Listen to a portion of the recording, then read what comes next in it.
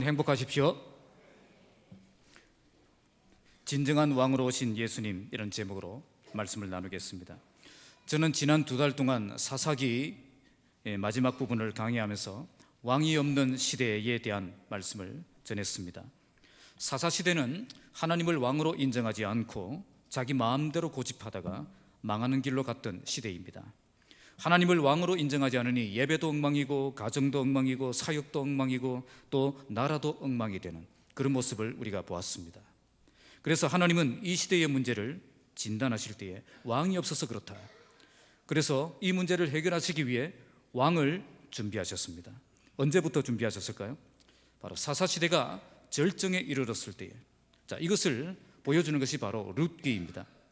우리는 룻기가 아름다운 그런 효녀 심청과 같은 그런 삶으로, 그런 말씀으로 생각을 하는데, 그런 말씀을 하는 책이 아니라는 겁니다. 하나님이 사사시대에 하나님의 사람 다윗을 왕으로 준비하시는 그 과정을 보여주는 것이 룻기 말씀입니다. 그리고 이렇게 준비하신 왕을 세우는 말씀이 바로 룻기 다음에 나오는 사무엘 상하입니다. 왕을 세우는 사람으로 누구를 세우셨습니까? 바로 사무엘 선지자를 세웠죠. 그리고 먼저 백성들이 왕을 요구했죠. 누가 세워졌습니까? 사울입니다. 그 사울은 실패합니다. 그리고 인간왕에 실패하고 하나님이 세우신 왕 다윗이 위대한 하나님의 나라를 건설합니다.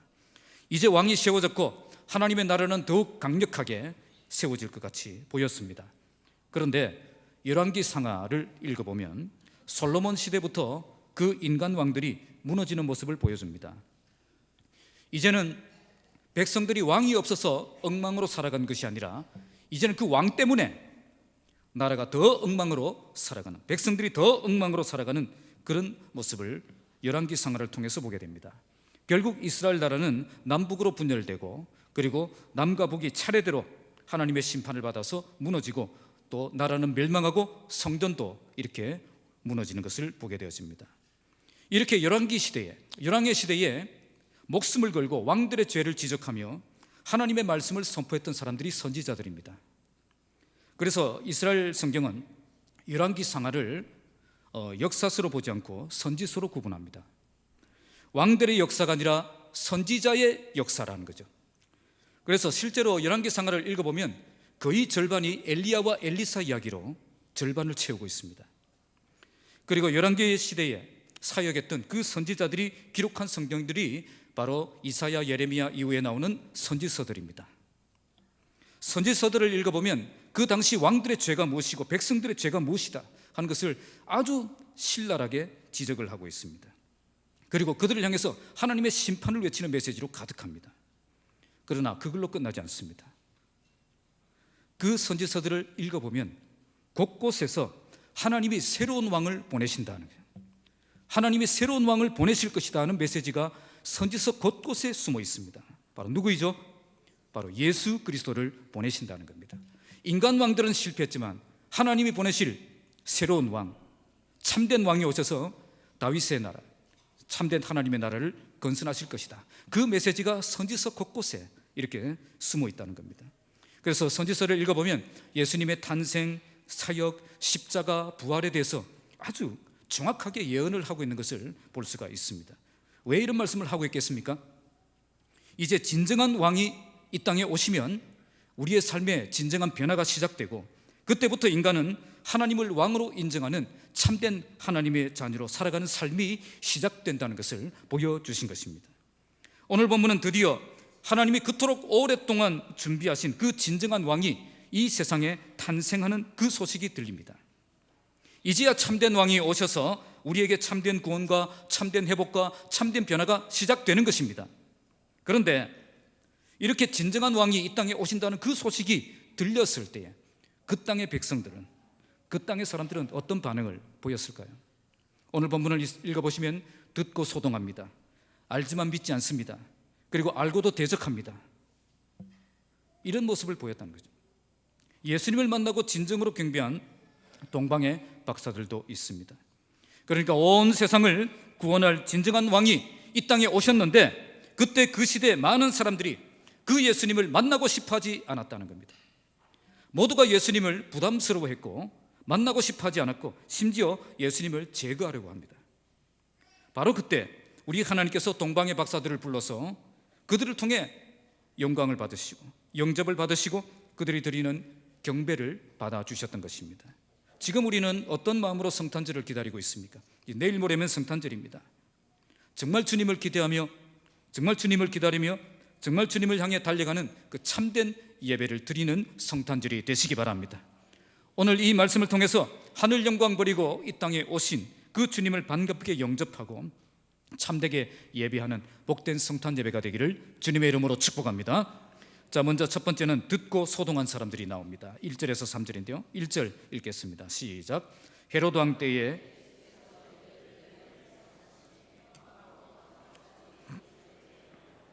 자, 본문은 이때가 헤로드 왕 때라고 말씀합니다. 이때가 언제죠? 당시 이스라엘은 로마 식민지 상태였고 그 땅을 다스리던 헤롯은 에돔 족속 사람입니다. 이두메 출신이고요, 로마의 등을 업고 왕이 된 인물입니다. 헤롯은 포악하고 잔인하기로 유명한 왕이었고 그 땅에 가난과 공포, 죽음의 공포가 늘 도사리고 있었던 그런 시대입니다. 이런 절망적인 시대에 예수님이 유대 베들레헴에서 나셨습니다. 예수님이 태어나신 때는 가장 어두웠고 가장 불행했고 가장 위험했던 시대였다는 겁니다. 왜 우리 주님은 이런 시대에 태어났겠습니까? 가장 위험한 시대에 가장 위험한 장소에 오셨지만 모든 역경 이겨내고 십자가로 승리하는 그 모습을 우리에게 보여주시기 위해 그 시대에 오신 것입니다. 주님은 태어나실 때부터 세상의 위협과 도전으로부터 물러나서 도망가지 않았습니다. 좋은 조건을 찾으신 것이 아니라 가장 위험하고 가장 어려운 곳으로 뛰어 들어오셨던 것입니다. 이런 곳에 들어가더라도 하나님의 능력이 함께 하시면 다 이루었다라고 외칠 수 있는 그런 인생을 살 수 있다는 것, 그걸 우리 주님이 보여주신 것입니다. 지금 많은 사람들이 소망 없는 시대라고 말합니다. 젊은이들은 헬조선, 지옥과 같은 조선이다, 그렇게 외치고 있고요, 정치를 보나 경제를 보나 안보를 보나 우리에게는 희망이라고는 보이지 않습니다. 이런 시대를 살고 있는 우리들에게 예수님의 탄생은 어떤 메시지를 전해주고 있습니까? 헤롯의 때와 같이 소망 없는 시대에 태어나셨지만 이런 악조건 속에서도 한 번도 좌절하지 않고 모든 사명 잘 마치는 그런 삶을 살 수 있음을 보여주신 것입니다. 고난과 역경의 시대를 살아가는 우리들에게 좌절과 포기와 도피하는 그런 인생을 살지 말고 정면으로 믿음으로 승부하면 승리하는 인생을 살 수 있다는 것을 말씀해 주고 있는 것입니다. 이번 성탄절에 헤롯의 때에 태어나신 그 주님을 기억하시는 성탄절이 되시기 바랍니다. 우리 주님은 평화의 때, 번영의 때, 풍요의 때에 태어나지 않았습니다. 가장 어렵고 가장 고통스럽고 가장 위험한 때에 태어나셨습니다. 이런 때에 태어나셨지만 물러서지 않았고 아버지의 뜻을 시원스럽게 이루어드리는 인생을 사셨습니다. 이런 시대에 태어나셨지만 물러서지 않고 정면 승부를 벌이셨던 그 주님을 만나는 성탄절이 되시기 바랍니다. 어떤 문제를 만나도 주저앉거나 물러서지 말고 정면으로 싸워 승리하는 주의 백성들이 되시기 바랍니다. 하나님께서 세상을 이길 힘을 주시고 승리하는 삶으로 인도해 주실 것을 믿고 그 믿음으로 담대하게 전진하는 삶을 살아가시기를 주님의 이름으로 축복합니다. 그런데 본문은 이때 동방으로부터 박사들이 예루살렘에 이르렀다라고 말씀합니다. 여기 박사들이란 점성가라는 해석도 있지만 대부분은 천문학자일 것으로 추정합니다. 동방은 당시 천문학이 많이 발달해 있었고 또 유대인들이 많이 흩어져서 남아있었던 그런 바벨론이 땅이었을 가능성이 높습니다. 이들은 왜 예루살렘에 왔을까요? 자, 2절 읽겠습니다. 시작. 유대인의 왕으로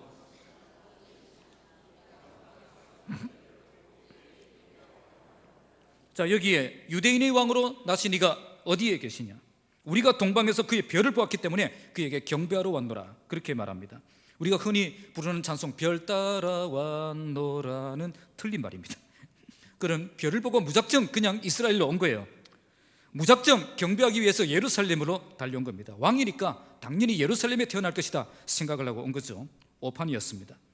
유대인의 왕이라는 이 표현은 정치적인 왕이 아니라 메시아를 가리키는 표현입니다. 4절에 헤롯이 이 말을 듣고 누구라고 이야기합니까? 그리스도가 어디서 나겠느냐 질문한 것만 보아도 알 수가 있죠. 그래서 유대인의 왕이란 유대 땅을 다스리는 그런 왕이 아니라 하나님이 보내신 인류의 구원자 그리스도를 의미하는 것입니다. 여기 경배하러 왔다는 표현도 하나님께 예비할 때 쓰는 표현입니다. 만약 유대 땅을 다스리는 인간왕으로 생각했다면 그 먼 길을 오려고 하지도 않았을 겁니다. 바벨론에서 여기까지 걸어오는데 4개월이 걸립니다. 조그만 이스라엘 나라 땅에서 다스리는 왕이 태어난다고 해서 대제국에서 이렇게 먼 길을 올 리가 없는 것입니다. 그들은 바벨론으로 포로로 잡혀갔다가 바벨론에 계속 남아있던 유대인들을 통해서 메시아에 대한 예언의 말씀을 들었을 것입니다. 하나님께서 인류의 구원자를 보내실 것에 대한 예언을 들어서 알고 있었을 것입니다. 그러는 중에 그들은 별을 보았고 그 별을 보는 순간 유대인의 왕이 태어날 것을 직감했던 것입니다. 왜 하나님께서는 이 사람들에게 별을 보여줬었겠습니까? 이 사람들은 이방인들이었습니다. 예수님이 탄생하실 때 이방인이 먼저 알아보고 경배하러 그 먼 길을 오는 모습을 통해서 예수님은 단지 유대인들만의 구세주가 아니라 온 인류의 구세주라는 사실을 우리에게 보여주신 것입니다. 그래서 이 사건은 예수님은 온 세상의 왕이시며 모든 민족으로부터 경배를 받으시기에 합당하신 분이시라는 것을 말씀하고 있는 것입니다. 우리 주님은 온 인류의 죄를 대속하기 위해 하나님이 보내신 구원자이십니다. 박사들은 이런 구원자를 보내신 그 하나님을 경배하기 위해 그 먼 곳에서 예물을 들고 달려왔던 것입니다. 3절 말씀 읽겠습니다. 시작. 헤롯 왕과 헬라어 원문은 그러나로 시작합니다. 이처럼 온 인류를 구원할 진정한 왕을 보내셨다고 하는데 그 소식을 들은 하나님의 백성들은 이상한 반응을 보이고 있습니다. 본문에 헤롯 왕과 온 예루살렘이 소동했다. 소동했다는 말은 괴로운 문제가 생겨서 공포심을 느끼며 발칵 뒤집힌 것을 말합니다. 오랫동안 고대하던 그 메시아가 이 땅에 오셨는데 이제 큰일 났다 생각했다는 겁니다. 인류를 보내실 구원자가 오셨다고 하는데 근심하고 괴로워했다는 겁니다. 왜 그랬을까요? 당시 헤롯은 정통 유대인도 아니었고 합법적인 왕도 아니었습니다. 그는 이두메 아랍 출신 아랍인입니다. 로마에 많은 뇌물을 주고 왕이 된 사람입니다. 그러나 헤롯은 전혀 실력이 없는 그런 무능한 왕은 아니었습니다. 그는 젊어서부터 탁월한 실력으로 로마 황제에게 총애를 받아서 황제들이 계속 바뀌는 가운데서도 끝까지 자기 자리를 지켜낸 인물입니다. 결국 로마의 원로로부터 유대의 왕이라는 칭호를 받게 됩니다. 그래서 예수께서 오시기 전에 헤롯이 유대인의 왕이었던 겁니다. 그런데 그는 나이가 들면서 점점 의심이 많아지고 불안해졌습니다. 왕의 자리를 지키기 위해 병적으로 집착하게 되어집니다. 결국 자기 부인 그리고 자기 아들들도 반란 음모를 꾸민다는 그 혐의를 뒤집어 씌워서 잔인하게 살해하는 그런 짓도 일삼습니다. 내가 가진 이 왕의 자리를 넘본다면 내 부인이라도 내 자식이라도 다 죽여버리겠다는 거죠. 그런 인물입니다. 그런데 동방에서 박사들이 와서 누가 오신다고요? 유대인의 왕으로 태어난다는 거예요. 누가? 당시 70세였던 헤롯은 이 소식을 듣자마자 극도로 불안했고 결국 소동하게 만든 겁니다. 얼마나 이 문제로 방방 뛰어다녔으면 듣고 소동했다라고 말씀하겠습니까? 극도로 불안해하며 어쩔 줄을 몰라서 소란을 피우고 있었던 것입니다. 그러면 온 예루살렘은 왜 소동했을까요? 이상하잖아요. 헤롯이 소동했다는 건 이해가 됩니다. 그런데 예루살렘이 왜 소동했을까요? 그 이유는 메시아가 오면 헤롯의 신경을 더 날카롭게 만들어서 자기에게 피해가 올 것을 염려했기 때문입니다. 이제 헤롯이 가만히 있지 않을 텐데 이제 큰일 났다는 거죠. 이제 대판 싸움이 벌어질 것이다. 큰일 났다. 우리는 고래 싸움에 새우등 터지겠다. 그런 걱정을 하고 있는 겁니다. 결국 이 사람들이 소동했던 이유가 뭐죠? 지금 진정한 왕이 오시면 안 된다는 거예요. 헤롯은 내가 왕인데 왜 다른 왕이 오서 깽판을 치느냐, 그렇게 생각을 했습니다. 온 예루살렘 사람들은 지금은 그냥 헤롯이 왕으로 있는 게 더 편하고 안전하고 그래서 평화롭게 살 수 있겠다 생각을 했던 겁니다. 예수님이 진정한 왕으로 이 땅에 오시면 어떤 일이 일어납니까? 지금까지 내가 왕이 되어서 내 마음대로 살았던 그 사람들이 더 이상 그렇게 살 수 없습니다. 내가 가진 이 왕의 자리를 그분께 내어드려야 되는 거죠. 그래서 어떻게 합니까? 강력하게 저항하는 겁니다. 나는 절대 이 왕의 자리를 내어줄 수 없다는 거예요.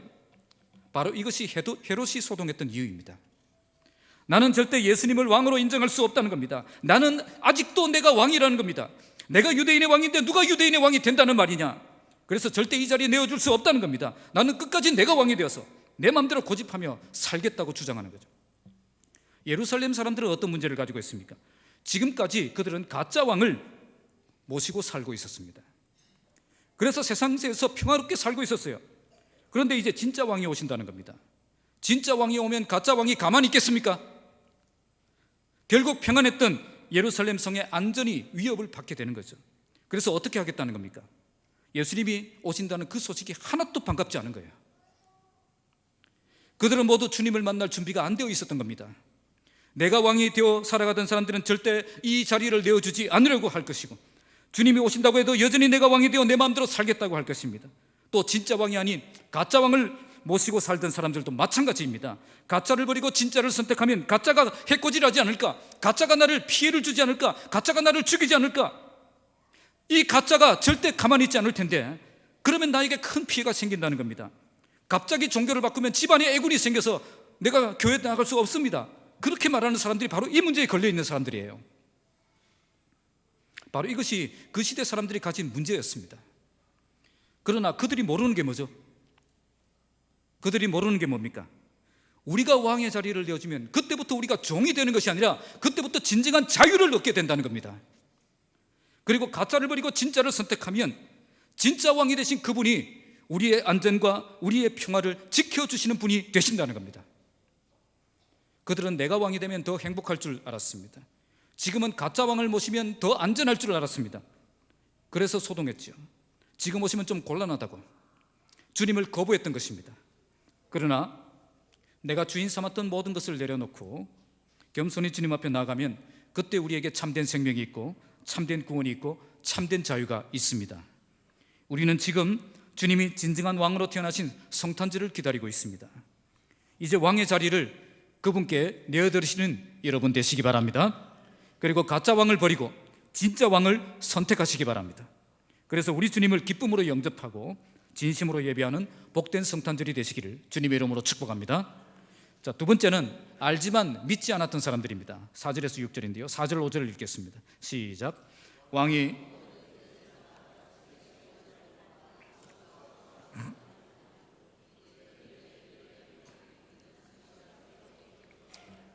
헤롯 왕은 모든 대제사장과 백성의 서기관들을 모아서 그리스도가 어디서 나겠느냐라고 질문합니다. 헤롯 왕이 그리스도가 어디서 나겠느냐라고 물었다는 것은 동방의 박사들이 말한 유대인의 왕이 그리스도를 의미한다는 것을 알 수 있게 합니다. 5절에 대제사장과 서기관들은 이 말을 듣자 유대 베들레헴이다, 예루살렘이 아니라 베들레헴이다 라고 딱 잘라서 대답을 합니다. 6절을 읽겠습니다. 시작. 또 유대 땅 베들레헴아, 너는 유대 고을 중에서 가장 작지 아니하도다. 내게서 한 다스리는 자가 나와서 내 백성 이스라엘의 목자가 되리라 하였음이니이다. 자, 이 말씀은 미가서 5장 2절에 예언된 말씀입니다. 바로 유대 땅 베들레헴은 작은 마을이지만 여기서 이스라엘 목자가 될 한 다스리는 자가 나올 것이기 때문에 결코 작은 마을이라고 할 수 없다는 겁니다. 이제는 유명한 마을이 되겠다는 거죠. 이 지구 끝에 있는 우리도 알고 있는 그런 유명한 도시가 된다는 겁니다. 척척 대답하는 그들의 모습을 보면 이 해박한 지식으로 메시아가 어떻게 오실 것이다 하는 것을 너무나도 잘 대답하고 있습니다. 이들은 해박한 성경 지식을 갖고 있었습니다. 하지만 그들은 이런 지식을 가지고 예수님을 영접하는 데 사용하지 못하고 도리어 예수님을 죽이려고 하는 헤롯에게 도움을 주고 있습니다. 결국 이들이 베들레헴이라는 이 말을 하는 바람에 16절에 보시면 베들레헴에 있던 수많은 아기들이 영문도 모르고 죽임을 당하는 비극을 맞게 됩니다.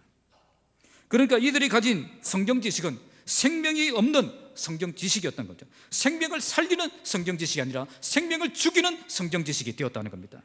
예수님이 어디서 태어난다는 것은 잘 알았지만 정작 예수님이 태어났을 때에는 만나러 갈 수 없는 그런 지식이었다는 겁니다. 말씀을 지식적으로는 알고 있었지만 말씀의 능력과 생명은 경험하지 못한 사람들이란 거죠. 우리도 주님이 다시 오실 것이라는 걸 알고 있습니다. 지식이 있습니다. 그러나 이 지식이 주님이 다시 오실 때에 만나러 갈 수 있는 지식인지 여러분 다시 한번 점검해 보시기 바랍니다. 주님이 다시 오실 것이라는 그 사실을 아는 것이 중요한 것이 아니라 정말 주님이 다시 오실 때 반갑게 주님을 향해 달려갈 수 있도록 준비가 되는 것이 중요한 겁니다. 성경을 아는 것이 절대 생명이 아닙니다. 지금 대제사장과 서기관들은 성경을 너무나 잘 알고 있었습니다. 그러나 정작 주님이 오셨을 때에는 만나러 가지 않았습니다. 왜 그렇습니까? 그들은 성경을 참된 믿음으로 받아들인 것이 아니라 단지 기록된 사실을 아는 정도의 지식만 가지고 있었기 때문입니다. 여러분, 성경을 많이 알고 계십니까?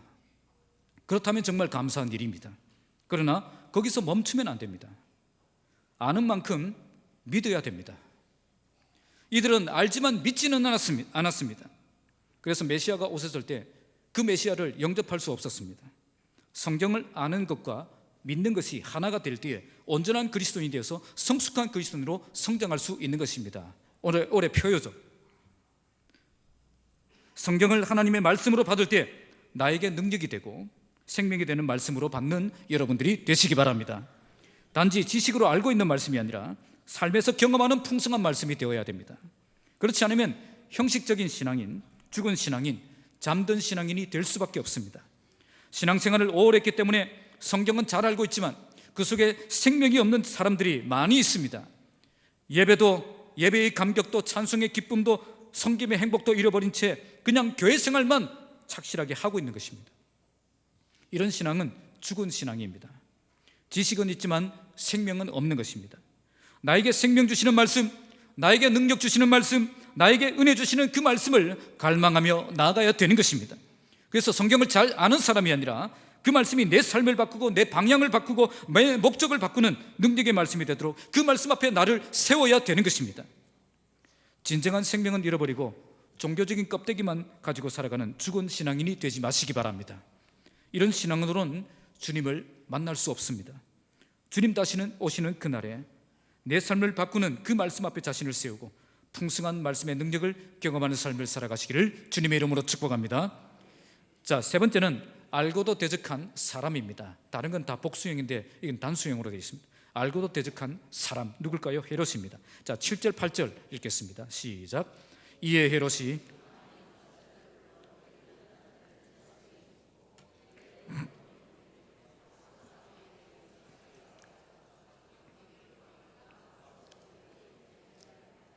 헤롯은 박사들을 가만히 불렀습니다. 가만히 나면 아무도 모르게 비밀스럽게, 은밀하게 라는 뜻입니다. 왜 비밀스럽게 꾸몄을까요? 음모를 꾸미기 위함입니다. 어떤 음모였습니까? 아기 예수를 찾아 죽이려는 음모였습니다. 하지만 겉으로는 어떻게 말합니까? 자기도 아기께 경배하기 위해서 질문하는 것이라고 능청스럽게 대답합니다. 헤롯은 알고도 대적한 사람이었습니다. 그의 관심은 오직 정권 창출에 있었기 때문에 예수님을 자기 자리를 위협하는 경쟁자로만 생각했던 것입니다. 그래서 어떻게 했습니까? 아기 예수를 찾아 죽이려고 했습니다. 그 아기 예수가 어떤 예수인지를 성경학자들을 통해서 분명히 들었음에도 불구하고 이런 짓을 하고 있는 겁니다. 이런 속셈을 가지고 있었음에도 그는 나도 가서 그에게 경배하고 싶다고 말합니다. 속으로는 이런 흉악한 음모를 꾸미고 있었지만 겉으로는 가장 경건한 척 위선의 탈을 쓰고 있었던 것입니다. 속으로는 다른 목적을 가지고 있었지만 겉으로는 자기도 경배하고 싶다고 아주 거룩한 말을 사용하고 있었던 겁니다. 헤롯은 왜 이런 삶을 살고 있습니까? 바로 주님보다 내가 더 중요하면 이런 삶을 살게 되어 있습니다.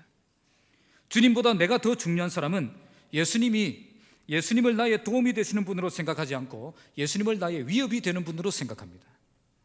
나에게 필요한 분이 아니라 없으면 더 좋은 그런 분으로 생각을 한다는 거죠. 그래서 어떻게 합니까? 예수를 죽이려고 달려드는 겁니다. 예수님 때문에 내 인생 내 마음대로 되지 않는다고 생각하는 겁니다. 예수만 없다면 내가 왕이 되어 내 마음대로 얼마든지 행복하게 살 수 있다고 생각하는 거죠. 아니, 예수가 없어져야 내가 정말 행복해질 것 같다, 그렇게 생각하는 겁니다. 이런 사람은 예수가 부담스러운 사람들입니다. 예수만 없다면 얼마든지 세상을 즐기며 마음대로 살 수 있겠는데 예수 때문에 세상을 즐기지도 못하고 마음대로 살 수 없게 되는 그런 어정쩡한 삶을 살고 있는 겁니다. 그래서 어떻게 합니까? 예수를 떠나는 겁니다. 예수 없이 살고 싶다고 세상을 향해 가는 겁니다. 이 사람들은 예수를 모르는 사람들이 아닙니다. 예수님을 모르기 때문에 이러고 있는 것 아닙니다. 예수님을 알기 때문에 이러는 겁니다. 예수님을 알기 때문에 의도적으로 예수를 거부하며 사는 겁니다. 예수님을 아는 것이 이들에게 생명이 되는 것이 아니라 부담이 되고 거부감이 되기 때문입니다. 왜 이렇게 되었습니까? 주님보다 내가 더 중요하기 때문입니다. 주님보다 내가 더 중요한 사람은 알면서도 주님을 대적하며 살게 되어 있습니다. 주님을 내 인생의 걸림돌로 생각하기 때문입니다. 이런 사람은 결국 주님을 대적하며 주님을 떠날 사람이 되는 겁니다. 오늘 헤롯을 보시기 바랍니다. 그는 이런 중심을 갖고 있었음에도 겉으로는 신앙을 가진 것처럼 위장하고 있습니다. 왜 이렇게 하고 있습니까? 이렇게 해야 더 효과적으로 예수를 제거할 수 있기 때문입니다. 예수님을 제거할 수만 있다면 이중적인 삶도 거짓말도 얼마든지 할 수 있는 사람입니다. 주님보다 내가 더 중요한 사람은 이중적인 삶을 살 수밖에 없습니다. 사람들 앞에서는 주님께 경배하고 싶은 것처럼 거룩하게 말하지만 실제로는 그 안에 온갖 더러운 야망과 탐욕이 숨어 있는 겁니다. 속으로는 흉악한 계획을 가지고 있으면서 겉으로는 가장 경건한 척 위장하는 겁니다. 이런 사람이 가장 답이 없는 사람이에요. 이중적인 삶을 살고 있기 때문에 얼마든지 많은 사람을 속일 수 있기 때문입니다. 박사들도 처음엔 속았습니다. 헤롯이 이런 사람인 줄 몰랐습니다. 꿈에 하나님께서 알려주시고 다른 길로 가라고 하지 않았다면 박사들도 헤롯에게서 와서 베들레헴에서 지금 태어났습니다 정보를 제공했을 것입니다. 중요한 것은 우리도 헤롯처럼 살 수 있다는 겁니다. 주님이 나의 참된 목적이 되지 않으면 이런 길로 가게 되어 있습니다. 주님보다 내가 더 중요한 삶을 살면 이런 길로 가게 되어 있습니다.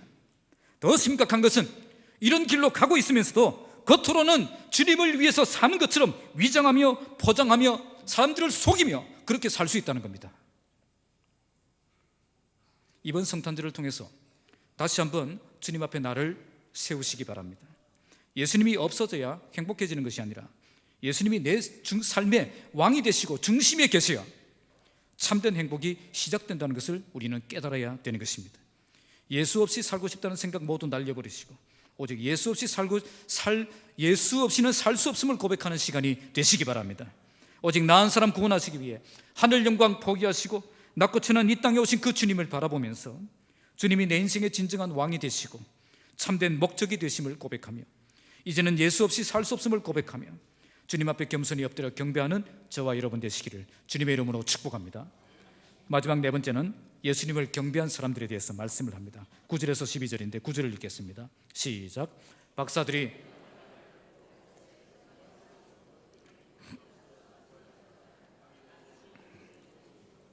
동방의 박사들은 이제 왕의 말을 듣고 베들레헴으로 가고 있습니다. 이들은 이제 베들레헴에 메시아가 태어난다는 사실을 알았기 때문에 베들레헴을 향해 가고 있었습니다. 이들이 베들레헴으로 가고 있었던 것은 오직 구주 예수님을 만나 경배하고자 하는 그 간절함이 있었기 때문입니다. 그런데 대제사장과 서기관들은 가지 않았습니다. 그들은 베들레헴에서 예수님이 태어나신다는 정보를 제공했던 사람들입니다. 어디서 태어난다는 것은 정확하게 알고 있었지만 그들은 전혀 만나고 싶지 않았습니다. 왜 그렇습니까? 메시아를 만나기를 원하는 그 마음이 없었기 때문입니다. 만약 그들에게 메시아를 만나고 싶은 그 마음이 조금이라도 있었다면 박사들과 함께 우리도 가겠습니다 하고 움직였을 것입니다. 나도 가서 메시아 만나고 싶다고 했을 것입니다. 그러나 한 명도 그렇게 하지 않았습니다. 바로 이것이 지식은 있지만 생명은 없는 사람들의 그런 비참한 한계입니다. 그들에겐 주님을 향해 달려가는 그 마음이 없는 거예요. 오늘 우리에게 주님을 향해 달려가는 그 마음이 회복되시기 바랍니다. 주님을 만나기를 원하는 그 간절한 갈망이 우리 안에 일어나길 바랍니다. 그러면 주님이 우리를 만나 주십니다. 우리에게 길을 보여주십니다. 오늘 본문에서 동방에서 박사들에게 문득 그 별이 나타난 것을 보여주십니다. 문득이라는 말이 나오죠. 원문의 의미는 별이 사라졌다가 갑자기 나타난 것임을 보여주는 거죠. 그래서 별 따라왔더라는 말은 잘못된 말이에요. 별이 사라졌다가 갑자기 나타난 거예요. 다시 주님이 보이지 않아서 답답한 마음을 가지고 주님을 간절하게 찾고 있는데 우리 주님은 그 영혼들을 그냥 내버려 두지 않으시고 생각지도 못한 때에 하나님께서 나타나서 만나 주셨다는 거예요.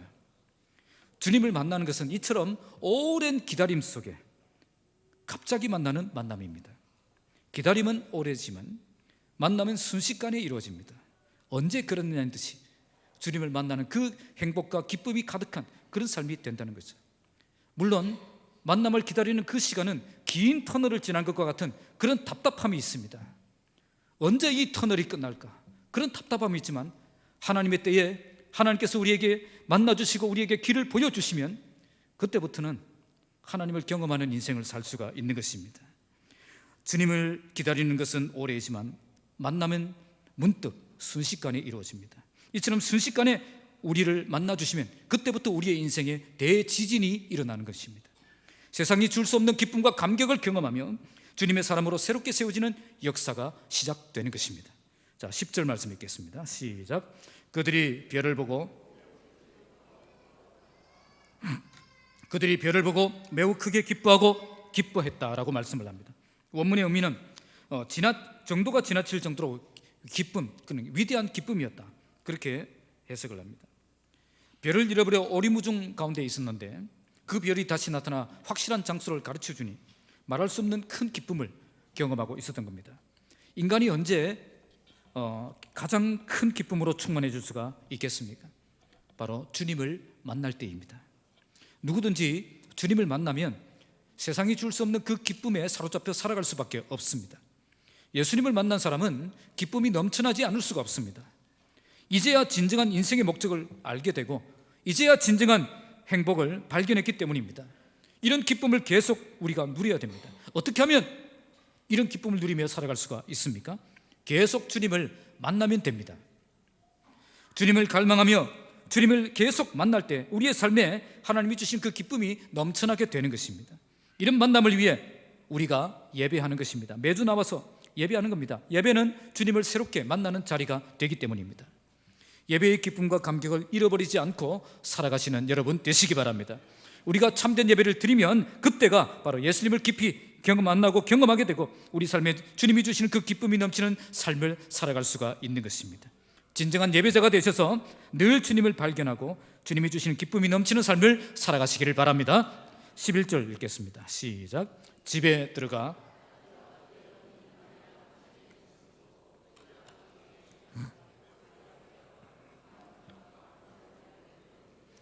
그들은 집에 들어가 그의 아기와 그의 어머니 마리아가 함께 있는 것을 보았습니다.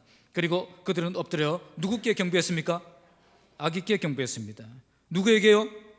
아기께.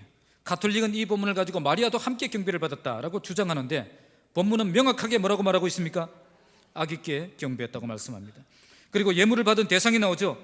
원문에는 그에게라고 이게 남성 3인칭 단수 인칭 대명사가 쓰여져 있습니다. 우리 번역에는 빠져 있어요. 그러니까 이 예물은 누가 받은 거죠? 아기가 받은 겁니다. 마리아와 아기가 함께 받은 것이 아니라 누가 받은 겁니까? 아기가 받은 것입니다.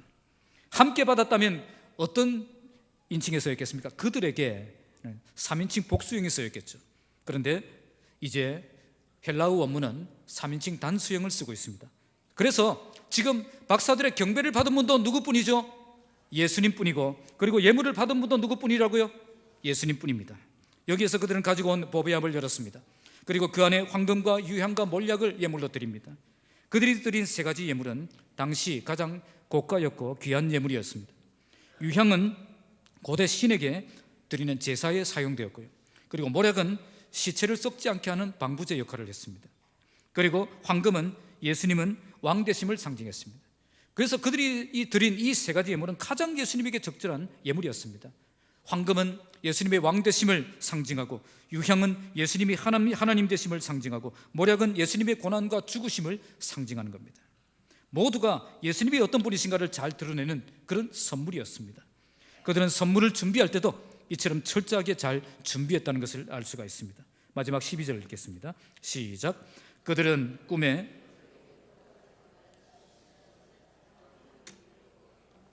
12절에 그들은 이렇게 경배한 뒤에 하나님이 주신 꿈을 꿉니다. 그 꿈을 통해서 헤롯에게로 돌아가지 말라는 지시를 받았고 그들은 순종해서 다른 길로 고구를 향해 돌아갔습니다. 동방박사들은 이 땅의 왕이었던 헤롯의 명령을 따르지 않고 온 세상의 왕이었던 하나님의 명령을 따랐던 것입니다. 동방의 박사들은 이런 과정들을 통해서 진정한 예배를 하나님께 드리고 있었던 것입니다. 메시아가 자기 땅에 오셨지만 사람들은 고민만 하고 있었고, 지식인들은 알지만 관심도 없었고, 헤롯과 같은 정치인들은 노골적으로 죽이려고 달려들고, 그들은 진정한 예배가 무엇인지를 이 동방박사들이 보여주고 있었던 겁니다. 당시 이스라엘 땅에는 예배가 무너져 있었습니다. 웅장한 성전은 있었지만 참된 예배자는 없었습니다. 그들은 멀리서 제물을 가지고 오는 것이 너무 부담스러웠기 때문에 그냥 몸만 가지고 와서 장사꾼들이 펼쳐놓고 파는 그 성전에서 파는 물건들을 사서 제물로 드렸습니다. 정성을 다한 예배가 아니라 형식적인 예배로 전락했습니다. 그래서 성전이 하나님을 경배하는 거룩한 장소가 아니라 장사꾼의 소리로 가득한 곳이 되고 말았던 것입니다.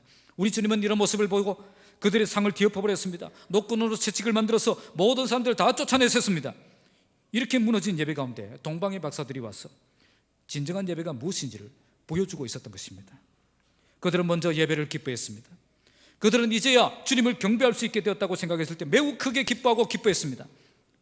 그들은 억지로 예배의 자리에 온 것이 아니라 기쁨으로 예배의 자리로 나아갔던 것입니다. 바로 이것이 오늘 예배를 향해 달려오는 우리의 자세가 되어야 할 것입니다. 둘째로 그들은 가장 귀한 것을 예물로 준비하고 왔습니다. 주님께 나올 때 시시한 것 들고 나오지 않았습니다.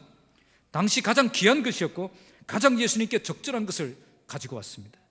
내가 가진 물질뿐 아니라 시간과 건강, 젊음까지도 나에게 가장 소중한 것을 주님을 위해 사용할 수 있는 자가 바로 진정한 예배자가 되는 것입니다. 마지막으로 그들은 주님의 말씀에 순종합니다. 진정한 예배자는 진정한 순종자입니다. 예배할 때는 경건한 모습으로 예배했는데 나가서는 엉망으로 사는 자는 예배자가 아닙니다. 하나님이 그 예배를 기뻐하지도 않습니다. 순종이 제사보다 낮게 여기시기 때문입니다. 그래서 진정한 순종이 진정한 예배가 되는 것입니다. 오늘 본문은 예수께서 이 땅에 오실 때에 그 땅의 예배가 무너져 있음을 보여줍니다. 또한 멀리 동방에서 박사들을 불러서 참된 예배를 받으시는 장면을 보여주십니다. 이걸 통해 참된 예배는 예배의 자리를 기뻐하는 예배이며 가장 소중한 가치를 드리는 예배이며 참된 순종으로 연결되는 예배라는 것을 보여주고 있습니다. 오늘 우리의 예배가 이런 예배로 회복되기를 바랍니다. 예배를 지겹게 생각하고 부담스럽게 생각했던 자들이 정말 예배를 기뻐하며 주님을 갈망하며 은혜의 보좌로 달려오는 그런 예배가 되길 바랍니다.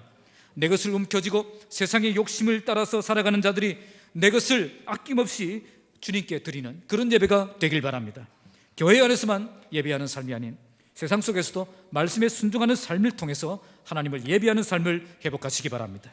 이제부터 우리의 예배가 예배의 자리를 가장 기뻐하는 예배가 되고 가장 소중한 것을 드리는 예배가 되고 진정한 순종으로 나아가는 참된 예배가 회복되기를 주님의 이름으로 축복합니다. 말씀을 맺겠습니다. 오늘 본문은 예수께서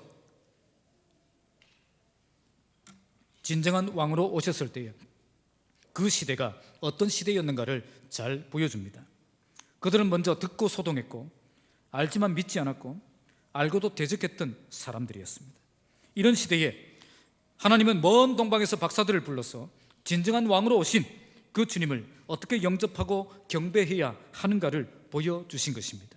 이런 모습을 보시고 요한복음 1장 11절은 이렇게 말씀합니다. 자기 땅에 오매 자기 백성이 영접하지 않았다. 자기 땅에 오셨다는 그 땅이 본래 누구 땅이라는 거예요? 하나님의 땅. 그 땅의 왕이 누구라는 겁니까? 예수님이라는 거죠. 그분이 이스라엘의 왕으로 오셨다는 겁니다. 자기 백성이 영접하지 않았다. 뭐예요? 그분을 왕으로 인정하지 않았다는 겁니다. 그분을 왕으로 영접하지 않았다는 겁니다. 진정한 왕이 오셨지만 진정한 왕으로 영접하지 않았다는 겁니다. 그러면 그들은 왜 주님을 진정한 왕으로 영접하지 못했습니까? 바로 내가 왕이 되어 있었기 때문에 왕의 자리를 내어주지 못했던 겁니다. 그리고 진짜 가진 가짜를 왕으로 삼고 있었기 때문에 갈등하고 있었던 겁니다. 지식적으로 성경은 알고 있지만 그 속에 참된 믿음이 없었기 때문에 알고도 믿지 않았던 겁니다. 이중적인 신앙생활을 하면서 속으로 온갖 더러운 욕심과 탐욕에 사로잡혀 왕이 없는 그런 인생을 살고 있었기 때문입니다. 우리도 내가 왕이 되어 있으면, 진짜가 아닌 가짜를 왕으로 삼고 있으면, 성경 지식만 있고 참된 생명이 없으면, 온갖 더러운 욕심을 채우기 위해서 이중적인 신앙생활을 하고 있으면 우리도 이렇게 될 것입니다. 진짜가 왔는데 달려가지 못하는 거예요. 그때 자기 백성이 진정한 주님을 진정한 왕으로 영접하지 않을 때에 하나님은 자기 땅이 아닌 다른 땅에 사는 이방 나라 동방의 박사들을 불러서 경배를 받으셨던 거예요. 하나님은 동방 박사들을 통해서 정말 주님을 진정한 왕으로 인정하는 사람이 어떤 예배자가 되어야 하는가를 우리에게 정확하게 보여주신 것입니다. 정말 주님을 왕으로 인정하는 사람은 예배하는 자리를 가장 기뻐하는 사람입니다. 억지로 예배 자리로 나가지 않습니다. 기쁨으로 예배의 자리로 나아갑니다. 또한 내게 가장 귀한 것을 예물로 드립니다. 시시한 것으로 헌신하지 않습니다. 정말 내게 소중한 가치를 아낌없이 기꺼이 드려 헌신합니다. 마지막으로 주님을 왕으로 인정하는 사람은 예배 이후에도 주님의 말씀에 순종하는 사람입니다. 예배할 때만 주님을 왕으로 인정하는 것이 아니라 삶의 모든 순간마다 주님이 왕이 되심을 고백하며 말씀에 순종하는 삶을 사는 것입니다. 이처럼 주님을 왕으로 인정하는 사람이 어떤 사람인지를 동방박사들을 통해서 우리에게 분명히 보여주신 것입니다. 요한복음 1장 11절에 자기 땅에 오매 자기 백성이 영접하지 않았으나 그 다음 12절에 영접하는 자 곧 그 이름을 믿는 자들에게는 하나님의 자녀가 되는 권세를 주셨으니, 주님을 진정한 왕으로 인정하며 그분을 나의 왕으로 영접하는 그 사람에게 하나님은 자녀가 되는 권세를 주신다는 겁니다. 이번 성탄절에 기다리는 우리 모든 성도들이 이처럼 진정한 왕으로 오신 주님을 진심으로 영접하는 성탄절이 되시기 바랍니다. 이제는 내가 주인 삼은 모든 것 다 내려놓고 겸손히 주님 앞에 엎드려서 왕의 자리를 주님께 내어드리고 참된 주의 백성이 되어서 진정한 예배를 드리는 하나님의 자녀들이 다 되시기를 주님의 이름으로 축복합니다. 기도하겠습니다.